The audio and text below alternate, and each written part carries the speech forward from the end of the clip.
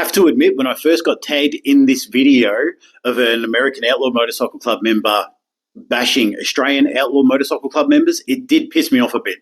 You guys jump when the man says jump. Y'all like, yes sir, master. How high can I jump, master? It's pretty amazing.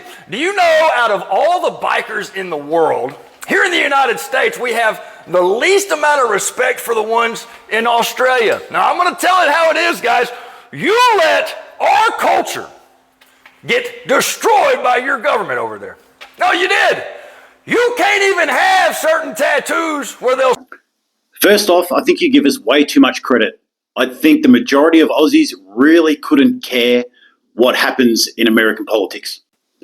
I also think people in glass houses shouldn't throw stones because, from an outside perspective, pretty much everybody in the world is looking at America in a pretty poor light right now. There is a lot of bad shit happening over there, and you guys are doing nothing about that either. We did, in fact, have protest rides, and I know because here's me leading it on the news. Unfortunately, they brought in these things called vlad laws, and this made it impossible for more than 3 people that are associates with a criminal record or in an Outlaw Motorcycle Club to actually be seen together. On rides, we actually had to leave 2 at a time, 15 minutes apart, 2 at a time. It was that ridiculous. There was a group called the Yolanda 7. They actually got locked up because they were all having a beer together in a pub. They all got put in isolation. And some of them didn't even know each other. They just happened to be drinking in there at the same time, and a couple of them had criminal records, so they just got put in the bundle as well. These laws are actually part of the reasons why I had to leave the club for my job, because somebody working in my industry in the same facility had been in jail for like 23 years and was out on probation. And I could not be in the same room as him, or we were going to get locked up. These laws were breaking up families. People were getting deported to other countries.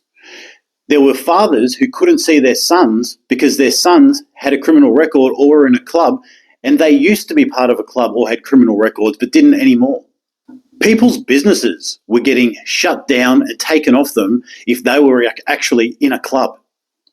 This video is actually what's wrong with clubs today. People from other clubs bagging people in other clubs when they should be working together because they all have the same goal. They all have the same wants, the same needs. And yet, all these clubs do is infight and fight against each other. It's pretty shameful, this post, actually, when they should be supporting their motorcycle brothers in another country.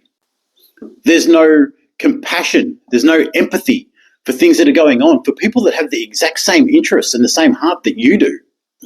The good thing about being in this motorcycle community is that we all try and pick each other up and we try and help each other out. We don't try and kick people while they're down.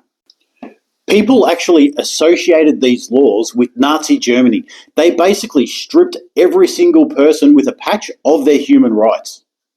They were basically the same laws that they were trying to get terrorists with.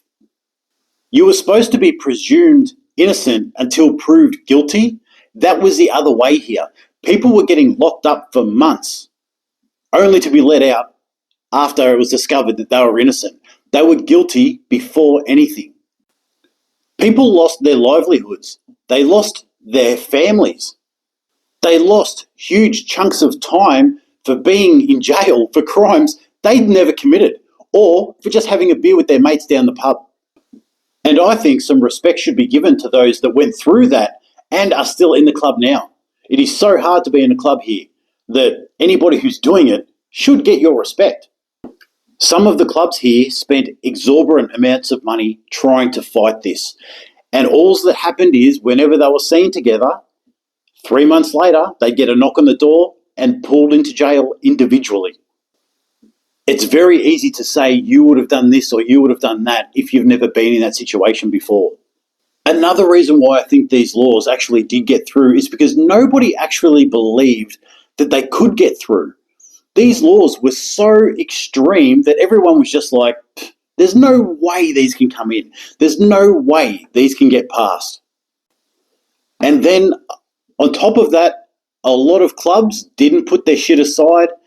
They all didn't get together as they should have, for much the same reason as your post is attacking another club. It's if everybody had have stuck together and everybody had have put their shit aside and fought together and understood what the true meaning of brotherhood was between bikies, not just between certain club members, I think that would have been probably a different outcome. This isn't the first country that this has happened to, and it definitely won't be the last.